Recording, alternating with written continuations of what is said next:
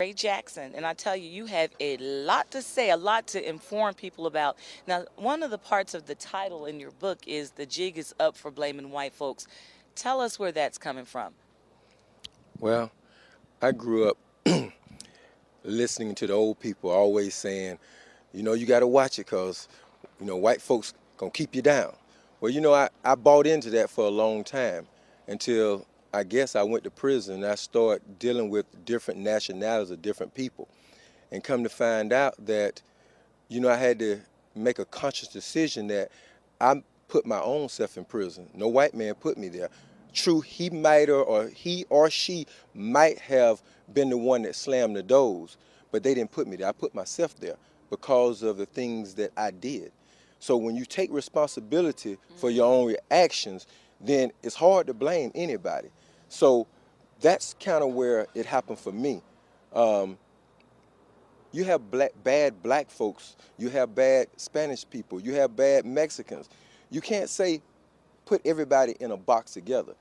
You know, Yeah. we have a tendency of doing that as black people. Not saying all black people, but a majority of us has a tendency of doing that. Now, I'm not saying that we didn't get we got a fair shake, because we didn't get a fair shake, but times has changed. You have the opportunity to be anybody you want in America, but you have to make a conscious decision to take responsibility to your own reaction. I know because of the environment sometimes we live in, it make us do things that we wouldn't normally do.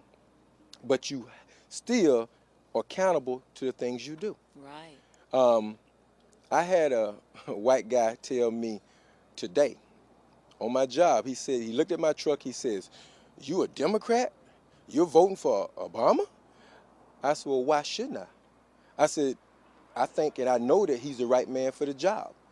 We're going to have somebody in there that's willing to have dialogue with the terrorists, the people in Iraq. We got to get our soldiers home. We can't have another Vietnam War. Then we pull out and leave the South Vietnam people there for the North Vietnam people to kill them." That's what happened. See, if you pull America over, now if you pull me over, you're gonna run my license. You're gonna see I'm an ex-felony. I went to prison for drugs. Let's pull America over. If you pull America over and look at America history, how it started, then how could we not know that other people look at our history to know our future? See, if you forget about your past, then how can you go into the future? Because what happens is you wind up going back in the past, and that's what's going on now. Okay. Let me ask you this, because in mentioning you've got Obama on your truck, Mhm. there are other things also that you looked at with him, and I think kind of in relation to the book. What was it? Those characteristics. I mean, what is it that you feel is going to be positive, looking at the black man?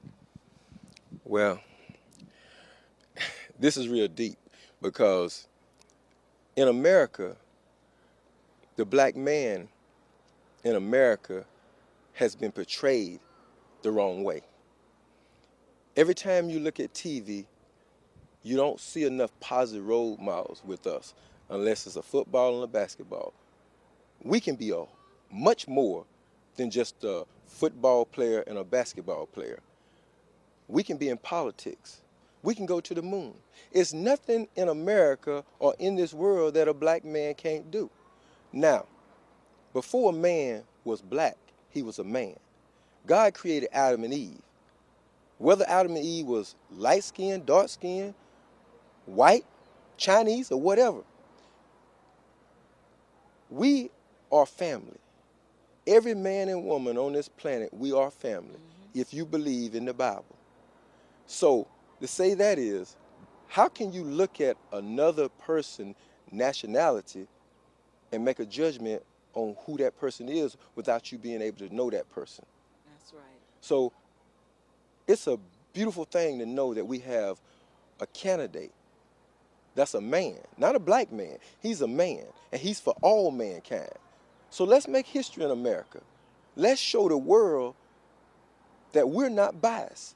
America is not biased, and we love our brothers no matter what nationality they come from, no matter what background they come from.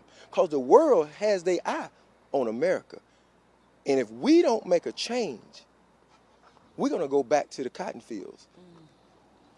You know, you have a lot to say that will never be done in one show. Yeah, we have a But lot. they can go to your website, and that's Mhm. www.lawandblood.com. Yeah, Okay. that's www.bloodandlaw.com. Bloodandlaw.com. Mm-hmm. Bloodandlaw.com. And then they can go and also purchase your book. Online. They can get it online, Mm-hmm. or they can Order. email you, Mm-hmm. call you, or whatever. But this is an awesome time to even pick the brain of Ray Jackson and find out more. He has a book that is just packed with a lot of information, and it's good because of the perspective that he's come from. You know, you talk about, you've been there, so it's not like you're just talking. You're talking about some stuff that you've lived and how people can change. Change can't come. Okay. Now, Mr. Jackson, we thank you because time is running out. I got you. We thank you for this opportunity. But look, make sure you log in to www.bloodandlaw.com. You'll be able to get in contact with him and get his book, even his perspective on the mind and changing what the negative things have been going on with a lot of our young people today. Thank you again, Mr. Jackson. I thank you. Okay.